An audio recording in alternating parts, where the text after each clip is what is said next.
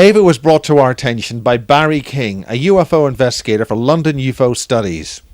I interviewed him in the Bases series in Bases 1 and Bases 2. He describes tremendously important information about programmable generated life forms relating to World War II, but in British bases in Berkshire. This is Barry King's statement in an email as of July 2012.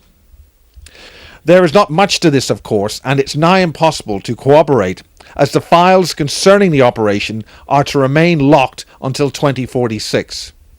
Yes, one of the 100-year locks, as were many from World War I.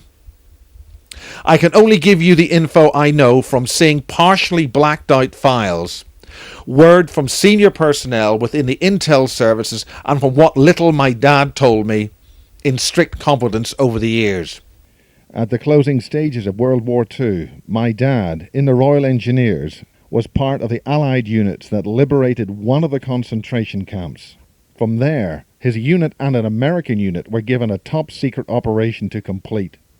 This was initiated after certain intel was forthcoming from a top-level Nazi officer. The operation was to locate and secure a particular Nazi R&D facility deep within Germany.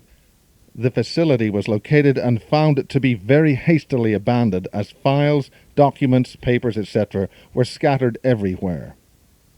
The Allies found also bodies of beings not looking of human origin and the remains of an unusual aircraft. No details are available, as this was blacked out, and I was told I was not privy to this level of information. There you go. Take it or leave it. I can add that my dad was injured somehow during this time and was shipped home after a delay due to the sensitivity of the operation he was involved in. Barry King, July 2012.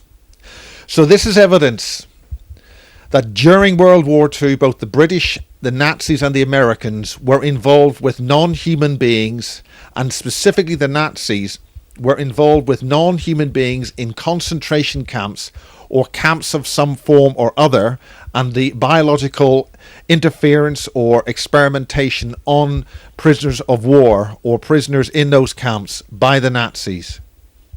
This means that the Nazis were involved with aliens at least during World War II, and probably, as we now understand, with Marconi during the 1930s. So yes, the Germans had ETs in the concentration camps. So the British and Germans were mixed up with non-human beings during World War II. If you go back to Bases 1, it now makes more sense. This means the Germans were dealing with ETs before the war. This links Marconi and the broadcasting we know of today. Thus a direct link with broadcasting, ETs and accessing of human consciousness.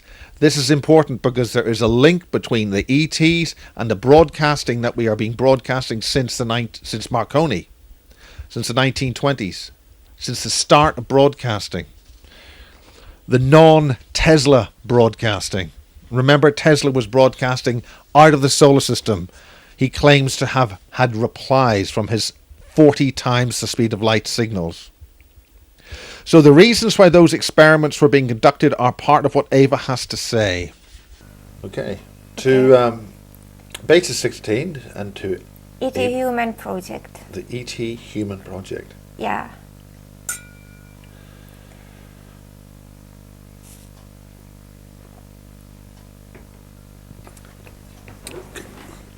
This is tape 5, Beta 16. Right. They are all in check.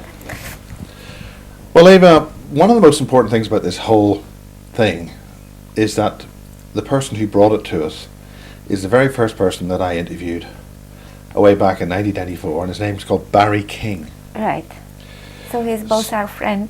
And that's led on to other people like James Casbolt and other things, right? But let's just concentrate on Barry King, because we've got very few people who can in any way verify anything he's saying, or actually give him some help in his credibility as being a real investigator into this subject. Well, So what is your feeling about this whole thing? Well, I don't think Barry needs my help to verify his credibility. I can only describe what I know and what is already written on, let's say, on the internet, or maybe scanned to the internet, because in the times, as they call it, with a kind of slit of fun, BG, before Google, before internet. Barry was one of the top UFO researchers, ufologists in the UK, and probably known widely. At that time, of course, I was not. I didn't. I knew nothing about ufology as such. Yeah, but we're talking And, 1994 here. Right, but he was, like Barry King was born in 1952. It's soon going to be his 60th birthday this year, next month, right? And he became interested in ufology and worked as a researcher for Bufora, which is, I think, London-based the London UFO organization, Studies, right? When he was like 16 or 18, so already that time, and let's say it's somewhere in the 70s, right, 60s, 70s. So he was already picked up by them as very talented and prolific writer and researcher. Because and he is the author of your report. This is the important thing. Well, he's the author of my report some 40 years later, from the point where he ever became interested in ufology. And from what I know from Barry and from his interviews, not only he worked as a researcher and ufologist and a journalist and a writer. I mean, the time before internet, so it means there are, he has a huge collection of articles and files, and the magazine they produced called The Voice files, that was distributed once as a, say, guerrilla or free newspaper or free document. Which I actually helped photocopy. I photocopied a lot of those. Right, yeah. So I think he said he worked that time with people like Andrew Collins and Colin Andrews and Timothy Good and others, Jenny Randalls. So that time he was in the working group, like now people who go to the conferences and are in the speakers panels and all that. So he was really well-known researcher. So there is no point of people doubting his credibility nowadays, because, and I mean the reason why it happened, there are some reasons for that, right? So such as, can you go into that? This essentially what he came up with about the generated life forms and the Peasmore base. That's the key to this question. That's not actually the key in itself. There are about 2 or 3 reasons. One, as I understand it, is a long gap to lapse when he went to medical retirement. So and he has to invest much more time to taking care about his family and his health, which was maybe ignored for those very many years. When he went for various field trips and was very busy also in his profession. So it means, there are nowadays, there are like a few years, maybe 10, maybe more years, when he had to stop being so active as a researcher. So the very new generation, these newbies to the field of ufology or whatever it's called, they don't recognize him because he's not. He does not have a huge website, and he's not doing a promo on the internet. He announced in The Voice, I think it was in the year 2000, that was it. he retired, putting his feet up, and that was it. Well, but you may know of yourself that if you hold important information and interest in a subject, it's really not easy to leave it behind. Anyway, with all the little or big powers you have, you still try to be helpful to others. That's what I understood of Barry. So he's helping lots of people in background. It's important for me to mention that I was the person who interviewed him on video, and I'm also the only person who interviewed on video James Casbolt, which brought his story back. You know, it really brought the whole thing to a different level. And of course, that's a completely different subject. But that's how Barry sort of came back into the scene. And then, as you say, if you let us know what really happened after that. Well, the another of those reasons, the point is that. Actually, Barry was, well, he was since then he was interviewed by many people. He was on the Camelot and the Veritas show and a couple of other this guy called Dave, is it Dave Starbuck? Yeah. And Revelation Tapes? Yeah, and a couple of others. So the thing is, going back to Barry's life and history from what I know or understand is that he was enrolled or simply initiated to the military projects that have to do with genetic engineering when he was about 2-year-old toddler after Second World War. Well, he has explained this part of story on the Veritas show interview, which is maybe good to listen to. Yeah, and the story seems to go back to his father. His father served in the Royal Engineers, in the British troops at the time when they were liberating parts of Europe. Especially some of the German concentration camps. And the story goes that, or it seems to be, that the Germans at some point of their history, maybe pre-war history... You're talking 1920s, 1930s? Right. Recovered a spacecraft of extraterrestrial origin. So there are some rumors that such a spacecraft crashed or landed around the Schwarzwald, around the Black Forest in Germany, which is a large forested and mountain area. And there is a place called Freiburg or Freiwald, something, there is a kind of association. It seems that there was, the crash was around there. But there's very little information that can be actually legally found either on internet or anywhere else. I asked even friends who are German and who are very interested about it, and they could not find precise information. Now, I think there's a possibility that Marconi may have been asked to investigate that event. And there could be a connection with broadcasting signals from Ireland, which also connects with that. So there's another whole story there which needs further investigation.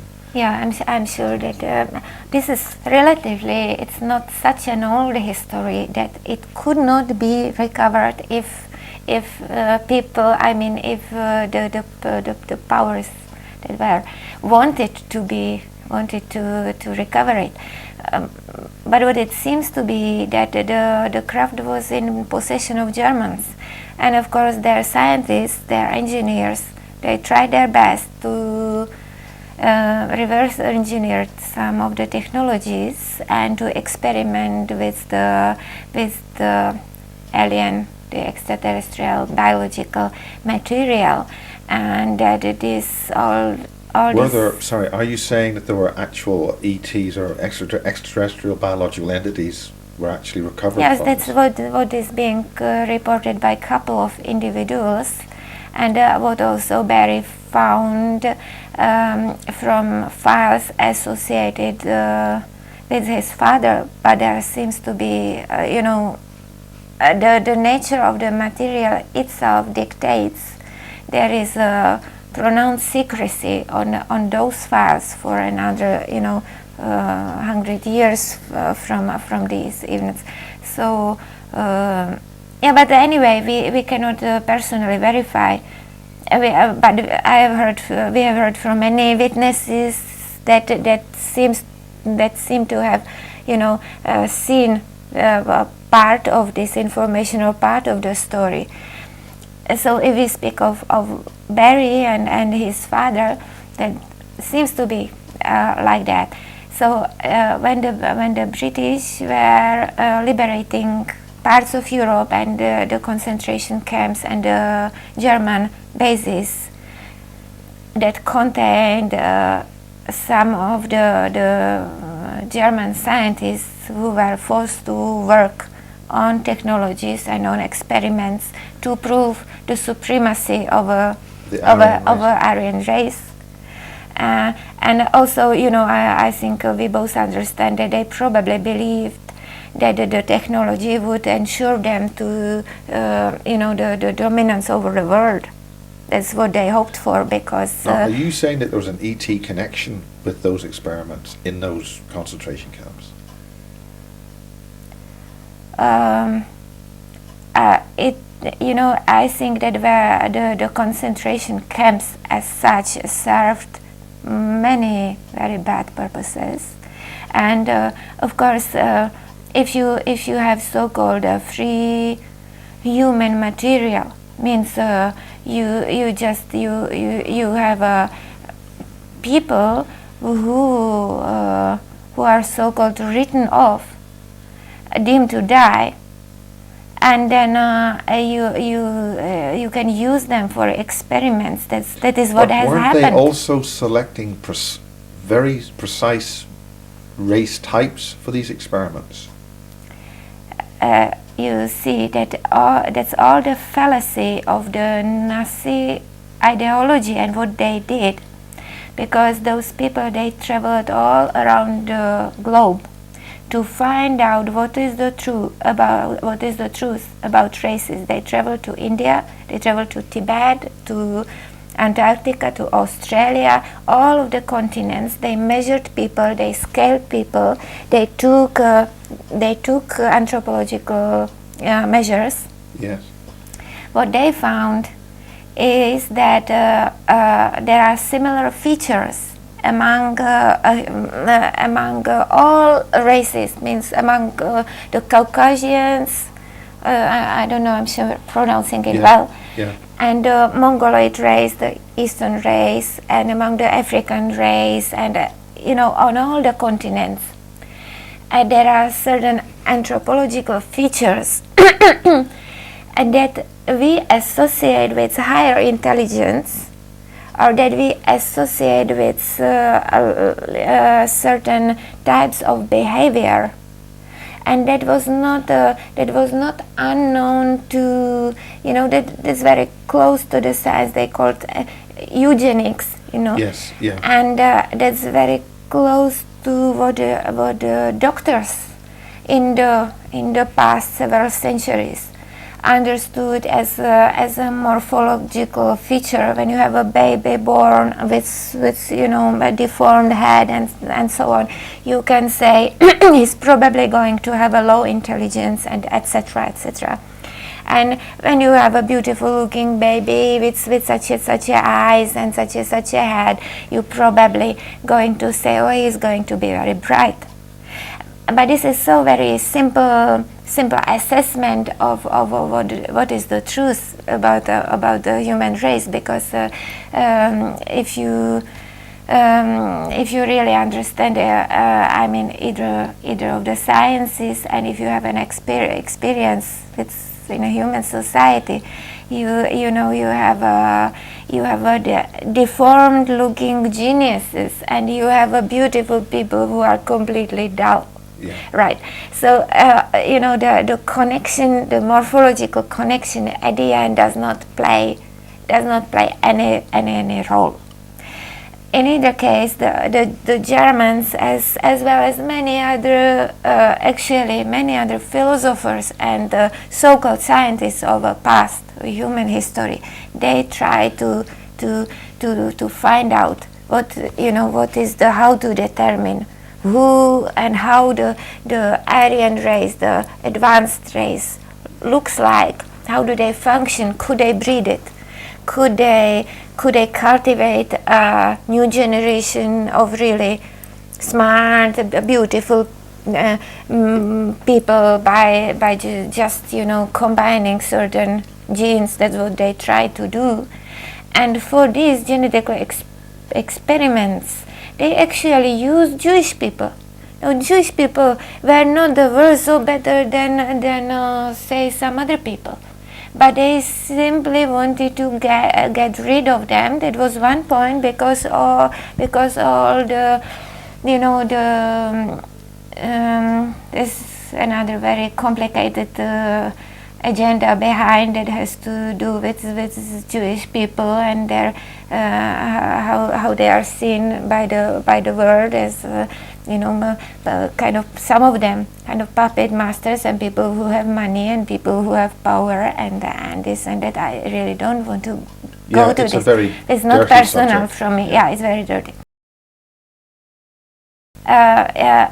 It's a purely political game. It's one kind of people wanted to get of another kind of people easily and smoothly, and at the same time they could really use them for what they needed, experimentation, even more, more dirt, even like something much less ethical.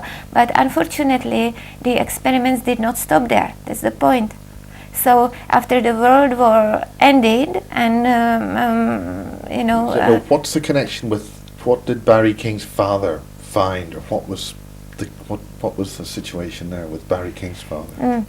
It seems that from some of the files and records that when these royal engineers, when they liberated some of the German bases, that they stumbled upon the evidence of the extraterrestrial craft and bodies, like EBs, entities. So you're saying that were humanoid but not human entities.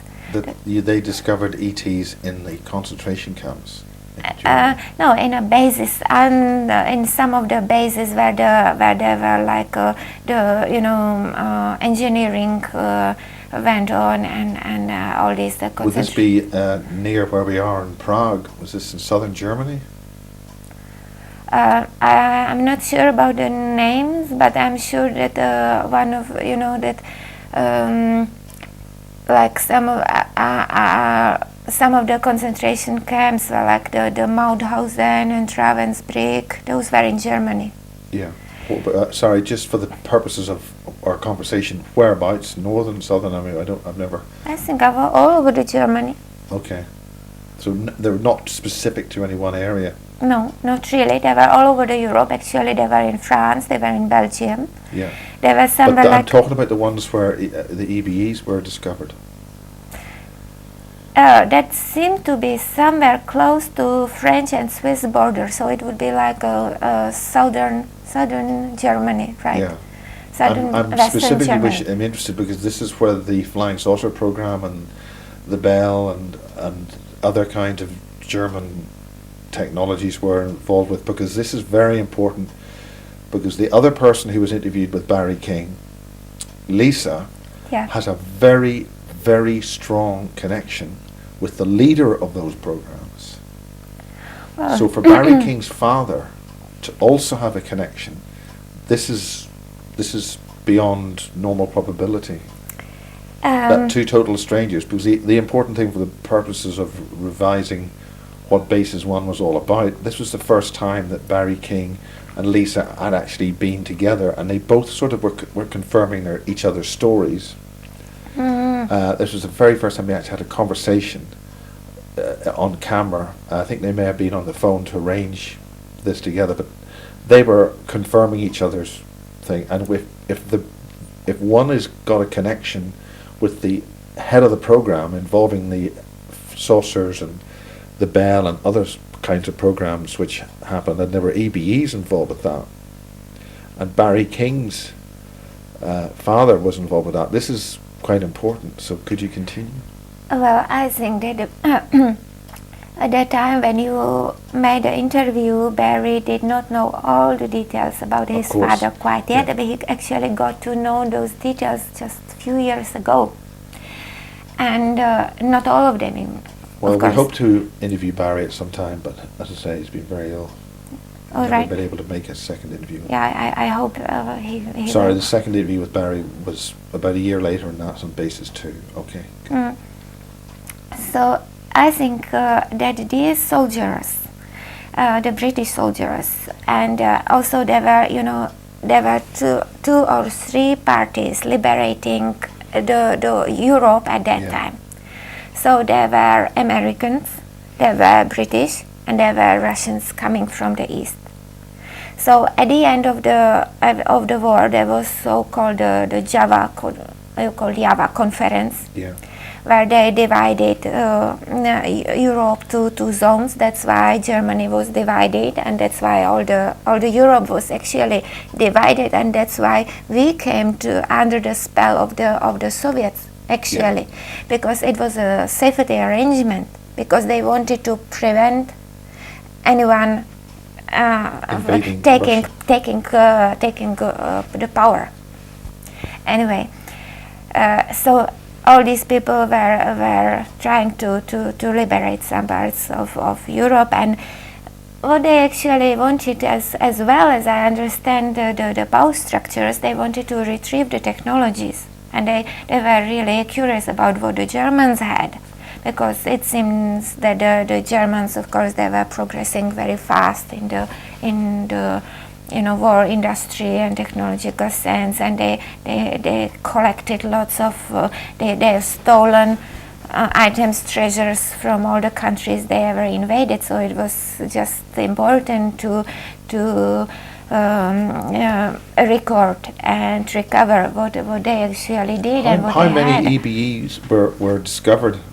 How many did they find? Well, I think, I have no idea, but I think there would be just like few of them. There would not be many. And were they dead, or? From what I have heard about it, that some were probably still alive, but they were in kind of like a hibernation mode or whatever. They were in some kind of chamber, or? No idea where they were kept, but probably they just try to keep them. If their ship crashed, they might not be quite walking and talking. This would be a good 10 years after they crashed, at least, if they were found in World War II. Well, just all these beings, they usually long-lived compared to human life. What about your personal experience or knowledge about different types of aliens in that regard? Or do you want to finish with Barry first? Well, we can just to understand the logic of the events. So it seems that these British troops, they stumbled upon some kind of evidence, but had to retract on the field because the Americans were nearing, and they were actually taking over the operations. Yeah, I think the Americans kicked the Brits out as far as that was concerned. Yeah, as you can say. And they have retrieved the physical materials and the evidence. So, but those who came in close contact with either the beings or the energy fields or the technologies, like Barry's father, that some of them probably fell ill shortly after. And I don't know what was the nature of that illness, but as a matter of fact, Barry's father was left behind in the field somewhere in Germany. The troops, they had to leave him behind, and he was retrieved much later because they had to recede, they had to go back to Britain. Yes. And so later... You're talking about Barry King's father fell ill because of his contact with the EBEs. Because they went to the base and came into contact with something of another world. What was the nature of that illness? I don't know precisely. So I think whoever it was, it seems that both all of the liberators, maybe Americans and British and I suppose Russians as well, or maybe they had their own resources, retrieved some of these German technologies and materials. It seems that the US had access to most of the materials. And this is then the Project Paperclip. Well, they have transferred some of the German scientists, and they have probably transferred the evidence as well to we're US. still talking while the war's going on. We're talking 1944 still, aren't we? No, we are talking of 1945. But those particular bases were being discovered as the Allies invaded. So this EBEs would have been recovered surely maybe in January 1945. I don't think so. I think it would be during the spring, and the Germans would not give up to the. I think from I have heard they would not give up to the last moment that the war was declared to be over. So I'm not sure. I'm not a World War II historian. I mean, of course, we're now finding. But they try to find it the last moment, really. But we're now finding out. It seems that there was a huge technology exchange. The Germans won the war. They got out to Venezuela and Antarctica, and there's a lot. That has happened later. That has happened actually after the war was officially over, because there were such a fanatics. They really believe the Führer, the ideology, and that they will get it. And no matter what you tell them, like some of the sects or fanatic people, even if you see them, if everything is going wrong, they will still believe they are on the right track. So I think that was the case. They were manipulated very much. There was such a huge mind manipulation. So let's concentrate on Barry King's father, and then what happened later with Barry and things. Yeah. So some of the scientific findings and some of the programs that included the genetic engineering program and some of the experiments that cunningly went on in the concentration camps were transferred to so-called, some of the military science fields and some legal science fields, and they actually continued on either more like a silent level or some pronounced level after the World War II in various countries. So it seems that one of those programs, as Barry has said, it was called Project Oak Tree. Oak Tree? Oak Tree. For some reason continued in Britain and in the US and also in Great Britain. And this program was based also on a experimentation with human, say, genetic material and maybe some extraterrestrial biological material, and they tried to find out what way these two can, what is the reaction of one to another. For example, how do human beings react how would they react to an implant of such a material? Would it change their physical processes? Would it change their mind? What way? How if you implant such a material to a baby, would he grow to a human being? What kind of human being would he grow to an alien? So you can understand these experiments were very, very sensitive nature when ethics is concerned. and also where science itself is concerned, you cannot base that science on achieving success and making a guarantees that it won't fail somewhere in the middle. So that's why these programs were secret, they were covered. And it seems that they picked up, in the first wave especially, they would pick up people, children of people who already had a connection, who already came to a contact, who were exposed. So this is the MyLab program, the military abductions.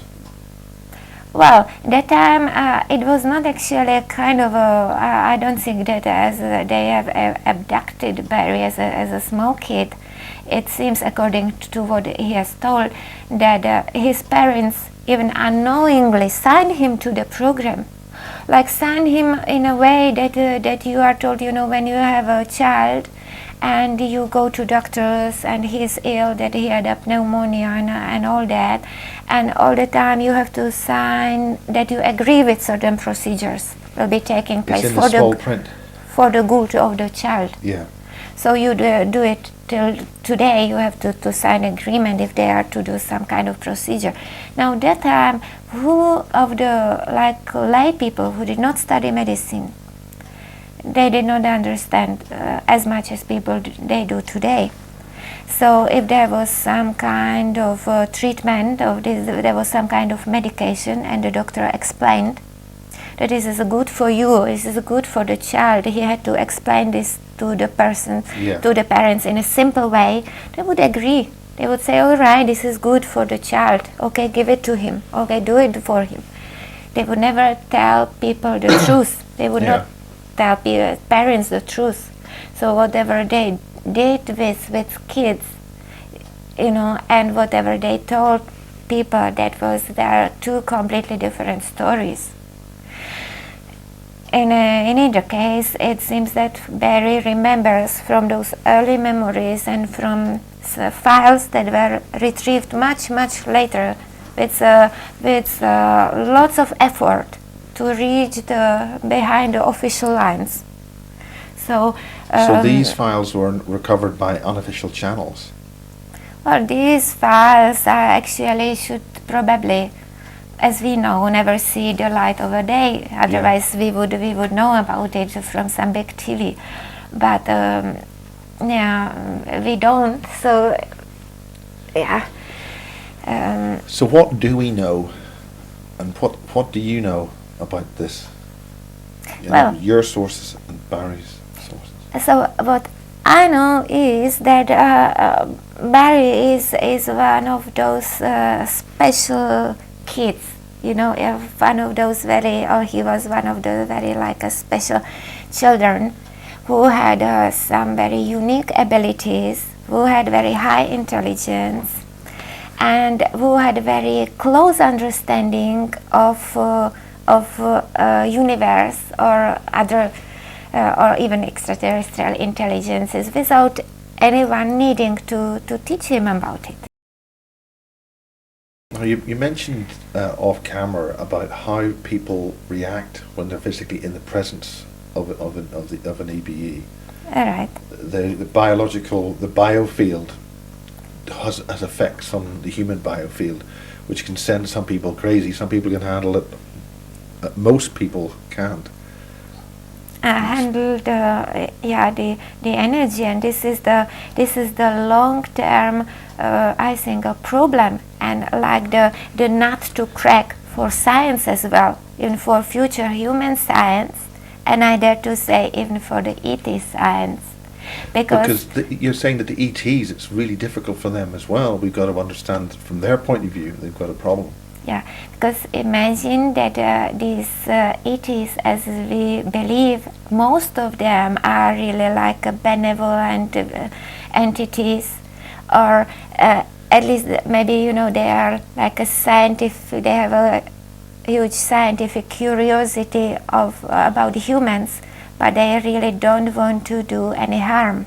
Yeah. But what happens is that at the contact point, at the meeting point between humans and other life form, another intelligent life form, you certainly find that both sides suffer side effects, adverse effects that are not easy to cross biologically and psychologically.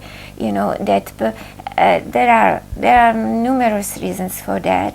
One important reason is the technologies that are so very powerful and produce fields of energy that humans are not accustomed to. We don't experience this in nature, and we of course don't enter such fields. Can you specify what those fields are? What those technologies are? Well, it's about the time-space altered fields that are actually produced, or artificial gravity fields, or time-space altered fields that are produced in order to enable, say, a craft to fly from one point in the universe to another, or just, let's say, technologies that were produced, engineered on a planet or solar system which has different physical properties from the local one, and the physical properties are so very different in What do you mean by degrees. physical properties? Because are we talking completely different types of matter? No, actually, I don't think that the difference in simple terms is so huge. It may vary in a few degrees. Like, let's say the star, the sun, is emitting light of different frequency.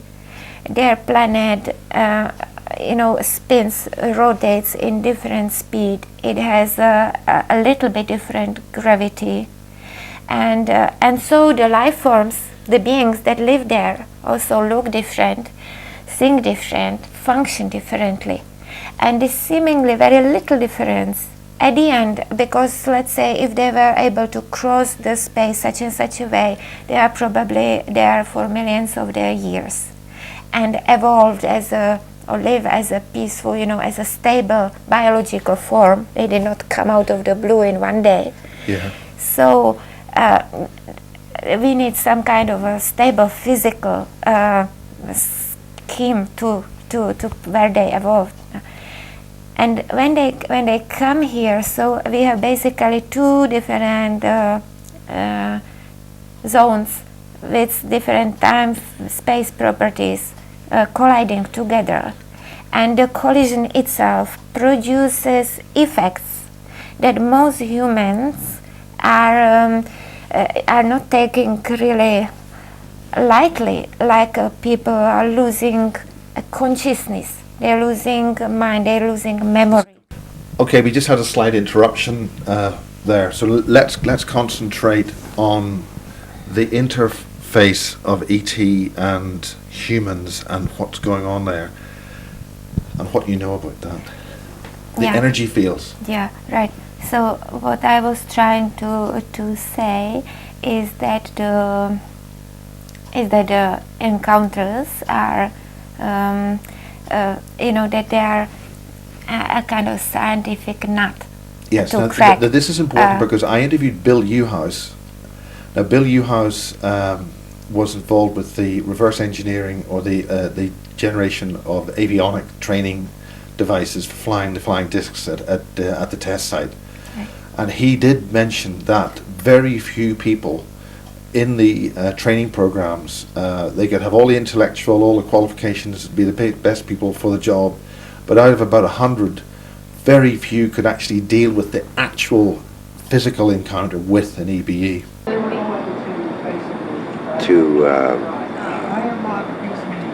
To really get to see an alien, okay, if you, in the case where you've got the confidence level, that level of security, it takes like many years. It takes several years before you're even cleared to even get to that point.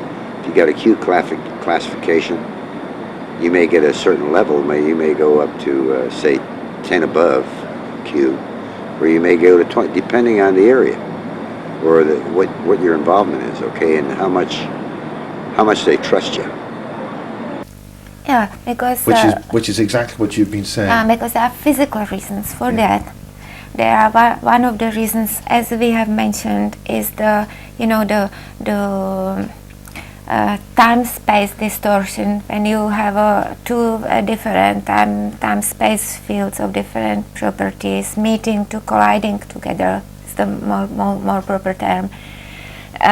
You get all times of strange effects happening: time dilatation, lost time, and all kinds of phenomena that can look like atmospheric phenomena, that can look like a gravity phenomena and psychological phenomena, all to that.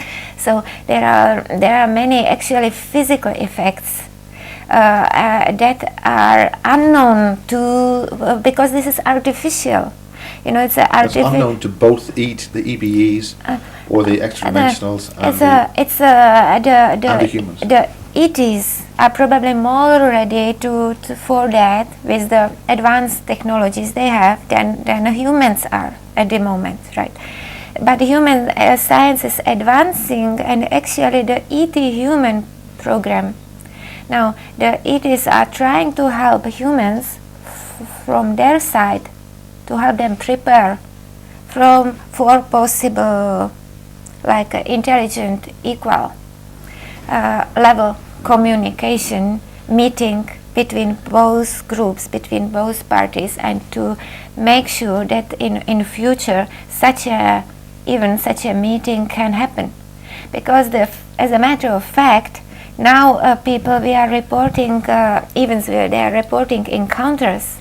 Most of them either we're talking, at what period of time are we talking here? We're talking during the war, and then subsequently we had a lot of the abductions happening in the 50s, 60s, and the abductions, and what am I talking about? The whole the ET human program, trying to help the human science and also human consciousness to ascend on a certain level where a kind of egalitarian meeting would be possible. We're talking about our biofield, our soul. We are speaking on about a physical preparedness, facility preparedness, like a scientific preparedness for when such craft lands and such beings land, and also maybe for biological preparedness. Because the ETs, as they did, abduction is not a good level meeting, right? Yeah. I mean, what about all these things about when the President Eisenhower, or whatever it is, I don't know about it. I was not there. So I cannot report, right? I know it only from others. But I wanted just to finish the point that may be important for many people to realize why there is such a heavy military involvement and military science involvement in this kind of field, in the encounters, the interest and the cover on the top. Is this connecting with the underground bases in England then? The Berkshire bases that Barry King is talking about? It's completely probably it's connected to bases of various covered programs and places I have no personal knowledge about. But what am I trying to explain is that the reason why there is such a secrecy and military involvement is that there is a need to employ heavy technologies also from the human side to protect the field, the physical field. So such a meeting, the time space, the between different physical realities can be facilitated. Because if these events are happening out of control anywhere, as they are, then what it results in are illnesses, maladies, lost time, delusions. People get, they turn delusional. They don't remember the information. They need some kind of like a hypnotic therapy. Even then they can't make a sense of it. So it's not a meeting. You imagine a meeting between two intelligent civilizations. Is this because the actual brain chemistry and the neurological function of the brain is disturbed by the different fields that they're encountering? Yes, it's also because of the different alternative fields that are very difficult to for a human, or maybe even for the ET to stand for a long time. This is also the reason why the ETs themselves, they say they cannot spend very long time on the human side unless they would not feel comfortable, right? So there are some limits to this kind of encounters, because either side are not well prepared. That's why they developed such a long scientific program that runs from both human side and many ET side to help to facilitate this process. And as also, I think we have mentioned it previously, but I'm not sure it got to the tape or not, and that the genetic makeup, the human genetic makeup is maybe not stable alive, and they're not stable enough. Certain parts of the DNA is stable enough to handle it, but other parts may not be. Right.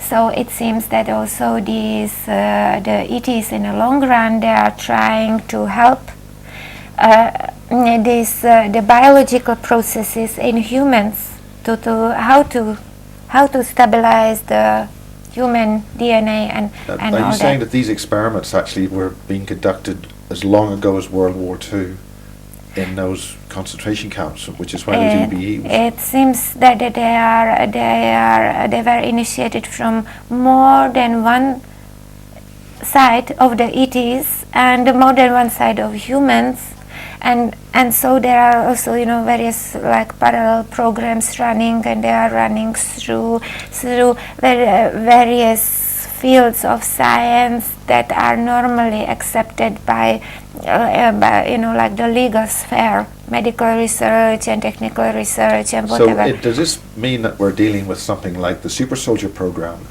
as some people are saying, this discussion about super soldiers, altered human beings with implants and things forth?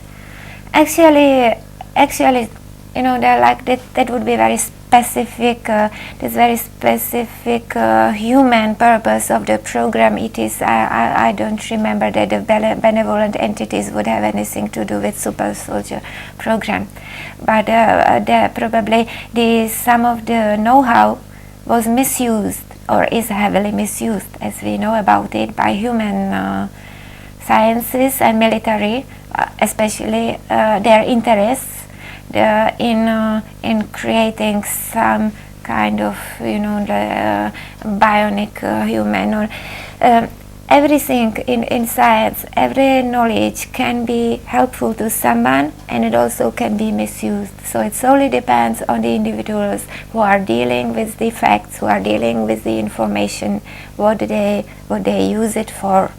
Okay.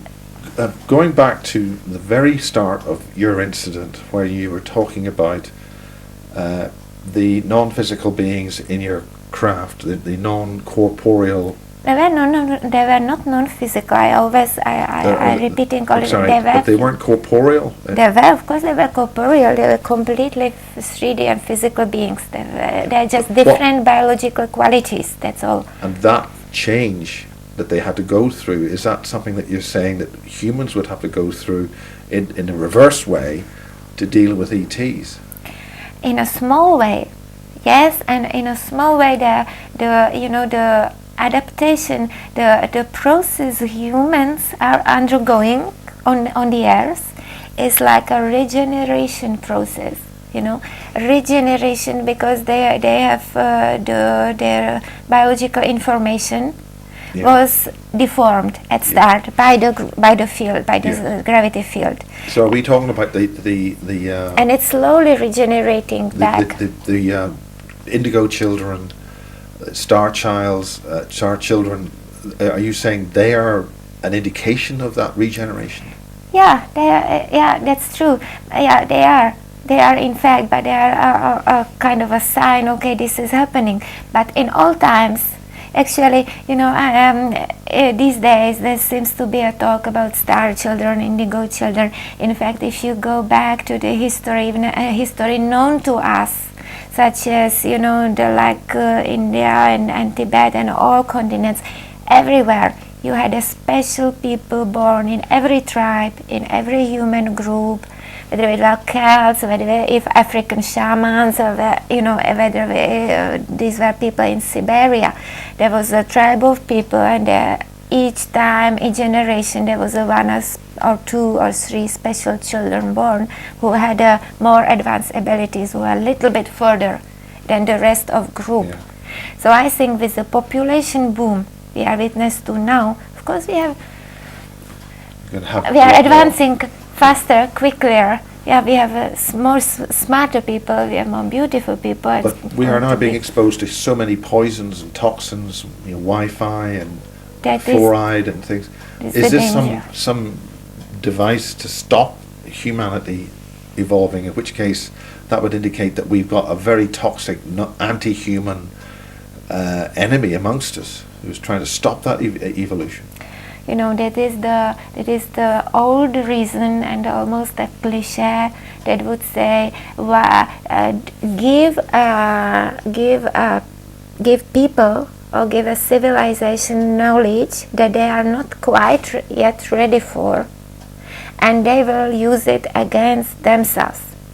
So, there might not be any malevolent intent from any other extraterrestrial civilization. It's the simple fact that if you show people how to make more energy, how to make better chemicals, how to make new materials, they will, at least half will be used for creating some nasty things.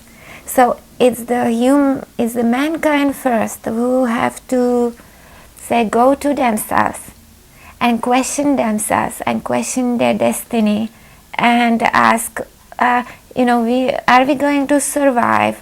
Who is responsible for our survival?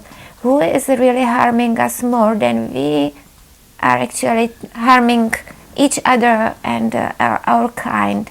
And stop producing, weapons and chemicals that are dangerous and poisoning ourselves and environment and all that. And then obviously being a danger to the ETs we're meeting as well. Well, I think that goes along, but it seems that the ETs, the advanced race, they would always protect themselves from being harmed, or they would do everything to protect themselves. Yeah. They're very, I think, very caring, very protective of, like every intelligent being should be and are about themselves, right? I haven't got I'm using No, you're going to use this. Yeah. Well, this is very exciting. This is about as close as me and Anne and Joanne have got for a long time. We're in where the hell are we? We're in Prague, and we're interviewing Eva. Okay, Joanne, Eva, this is wonderful to get us all three together. This is the AMMACH project on your wonderful, seriously incredible. Yeah, you can leave.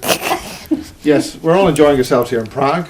Okay, we've just done a very detailed, very long report. Yeah, they were really so kind to come. And now we're going to do a nice, happy, slappy, quick one with the lovely Joanne. And so here's a microphone. This is the official handing over of the microphone ceremony to Joanne. And I'll just get off singing. So, hello and welcome to the AMMACH project. We are here in Prague and we're with Eva Zemanova. And Eva's given Miles a really long, detailed account of her most extraordinary experience, which began in 2002 in India. But we're going to hand over to Eva currently. And Eva, what I'm very interested in is that you tell us that when the ship landed, this is a craft that landed now. I know people will be able to reference this on the Basis 16 series, but I want to talk about that the ship didn't actually crash. I believe it sensed an error from what you've told us, but that this error caused the ship to land and to try and self-repair. But when it entered our gravity field and space-time continuum, that is of the Earth, many millennium ago, millions of years ago, I understand. Yes. Can you tell us what happened to your physical material bodies, your light bodies? Not immediately. When we were inside the ship, we were protected by the time-space field of the ship. But once it landed, it used some time to get us adjusted to the time of the space of the Earth. Right. And then the doors opened after several hours, actually. So I remember when I was inside, and then people, coming out in stages, groups, because there were about 10,000 people inside. Then they started to come out, and so many of them, as we spoke about it in the previously, so many of them were affected by the Earth's gravity field and also by the radiation coming from the ship. And Eva, I understand you to be telling us that the direct interaction with the two fields, or perhaps the many fields, including the ship's own field, have caused the bodies of the beings that you are or were in the ship to become so compressed in density as to begin to form what we now currently know as human beings in our biological form. Yeah. Is that correct? Yes, that's mostly what has happened. Like in the whole, say, crew, among the 10,000 people, there were a couple of us, or say, I don't know how many exactly, who were some kind of, you would say, I don't know the correct term, but imprinted for space flights. Right. It means some of us had a kind of internal protection, like if you receive energy rings around your like extra clothes, would say that. That was more of energetic nature than like a clothes. So those few who survived were probably those who were protected from the challenge of the atmospheric pressure and from the gravity, and the rest of people, they suffered bad damage from this place, and they virtually turned to human beings and then they evolved from the initial stage. Would you know, Eva, where you would have come from? Because I understand also that you yourself have very strong recollections of being one of those people on the ship. Yeah, I just realized. Yeah. Yes, which is amazing to have somebody remembering that exact event, which must have been many millions of years ago. Do you have any remembrance from where you came, the home base or planet or system? You see, I have had we all have had like a star map in our memory, in our minds. So I have a recollection of like that star map, and the place where we came from is actually beyond visible spectra of universe from Earth at the moment. So it's a really bit like far away. So I could say it's thousands of light years away in certain direction. So we wouldn't perhaps have a name for where you would have come from at this point, even at this point in time. Moment, I may suspect that now as one of these good the new telescopes may certainly be able to see in the direction. So Eva, the biological element, I'm very intrigued by that. So the interaction of the gravity space-time fields caused the condensation into physical matter that has become known as our human bodies over periods of time. So because I understand also that you were pretty much androgynous, that is without polarity of sexual energy, is there any way you can tell us how the polarity began, or was that just as a consequence then of our gravity field? It was a consequence in a difficult biological process. Okay. That's when they at the beginning they were still those first people. They were kind of very misshaped. Yes. They also suffered amnesia. They suffered loss of identity that had to be completely horrid, drastic for them, because from that advanced state, they changed to these very ill and damaged creatures. And do you remember how your form became condensed? No, that time I'm still who am I. I'm still who am I, and I'm not sure that in the course of this interview we can probably get to me or how am I here. But the point is, I'm still who am I. I'm interacting with this human space-time. Yes. So this is a human body, and me, I'm still me. Mm-hmm. And it's simply that way. So these people, they started to adapt, they started to adjust, heal, Right. and they slowly evolved unique character, human features as such, human organisms. Do you have any sense or idea of a time frame, Eva, that this would have taken place over? Would, to get to a point where the physical body was functional and, let's say, healthy, so it could progress and then begin to procreate, so it could become, populate? It happened the procreation phase that happened much later. Mm-hmm. Actually, in all the first time, they had let's say for thousands and thousands of years, they were still a very small number. And then they were long. Those who survived, they recovered quite well, but they were struggling for energy, Right. because the local plants they could eat in small quanta, Okay. but they were not really used to them, Mm-hmm. and they were not providing them with much energy. Okay. So basically, the group which would count like a few merely like 2,000-3,000 of people on Earth, the group was really kind of starving. Right. That So caused most of the 10,000 people that were on the craft, would they have expired? They would have some lost of their... them, Mhm. some of them basically died. And the survivors, what it forced them was actually to eat the remains of the deceased people, which was not understood as a sort of cannibalism.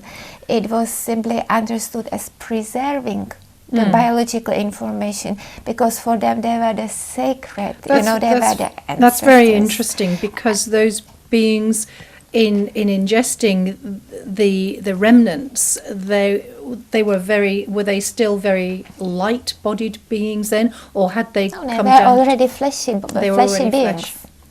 And then there were two groups of us, basically, these fleshy human ancestors, and those who survived completely, as we were. Okay. So at the first time, both lived besides each other. How did the ones with the light bodies, the original ones, how did they survive on the Earth But atmosphere? they did not have a problem of survival, because, for a long time there was not such a problem of survival, because we still could absorb the energy from the environment. We would not eat. So it Till was we just would not eat. a few that went into the compressed state, which caused a biology to begin to form, the such as we thousands know. of them, yeah. And And then a group that did not go through that compression. no, the Is that small correct? group, yes, they did not That's go correct. through that process. Okay, so they would have had that protection that you were talking about earlier. Yeah. Okay, so would they have been able to oversee some kind of plan to help the others survive and create some sort of community? Was that how things developed? Well, they each had, it was the interaction was difficult, because we have tried to help the humanized people, Yes. because they were in bad shape. physically, mentally. And they could not understand actually that they belong to us. Right. They thought that we are It's quite an visitors. interesting metaphor, actually, also for really what's happening in life now, that we talk about of being of the light and the information of the light and the good or the godness in us, and often we don't see a relationship between that and our humanity. So that's quite interesting too, that even back in our sort of pre-history, that maybe that was the same It is scenario. just happened at the beginning, and also a transition from like the understanding we had of each other, like the telepathic communication, Right. and the point when these humanized beings, when they started to speak, they thought first they actually started a kind of like a moan because they were in pain. Right. So they started So the to initial produce. sounds from a human body was a moan of pain. They were crying. Yeah, They- crying in pain. They were crying a lot, and they were moaning, and then they started to formulate a speech completely on their own mental level, because it was the way to communicate among them. We would never talk to each other that way, but there was no need to talk to us that way. Eva, I know we have just very little time, and what you have so much to tell us. So, and excuse me, everybody, that we can't do as much for this little AMMACH insert. But coming back to sort of time where we are now, from your time, just a very short sort of summing up. How do you think that this new, this experience, which was new in 2002, and has affected your life up until now, sort of 11 years now? We're in 2012, actually, not 13. How do you think that this knowledge has changed you, or perhaps impacted you? I think on many levels, profoundly, and more than I can express. Sure. In the short time. It's actually. If you could give one statement which would say, it's changed my awareness in one way, or how I live, or my wellness. 10 seconds. Okay. Yeah, just close. All right. Close Well, it we are out of Yeah, time, we Eva. can do So it thank you very next much, time. and thank you, and really look forward to seeing all the rest of it on the basis 16 material. I'm sure that we can continue. Yeah, thank you, and then Yes. maybe we Next will time. do that regression session. Take care. God bless. Thank you, Jo. Thanks, Prague. Well, this is Basis 16. Thanks very much indeed, Eva. It's been great doing this series of interviews over the last 4 or 5 days here in Prague. There's an awful lot of important material that we've covered here. It's very intense material, and it requires fine listening and a lot of attention. And we're also very grateful to Barry King, who brought this to light. He's a great researcher, and maybe we'll be able to interview him again sometime to bring us up to date with really what was going on in those camps and all this material that was going on during World War II, where it's now very clear that the British military and the Allies were dealing with extraterrestrial biological entities well before the so-called Roswell incident, and certainly during the war. And with the evolution of genetic engineering starting in those camps, and perhaps going on to this day in Wales and in the bases in Berkshire and Dulce and the Super Soldier program, we've got an awful lot of questions which require answering from our governmental sources, who are, I think, out of control and required to get their act together and give us this information in a plain, simple and straightforward manner that we can understand, and stop messing around.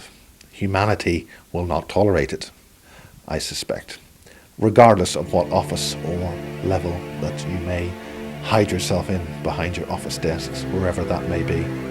Okay, Basis 16, a lot of information. Good day from Prague.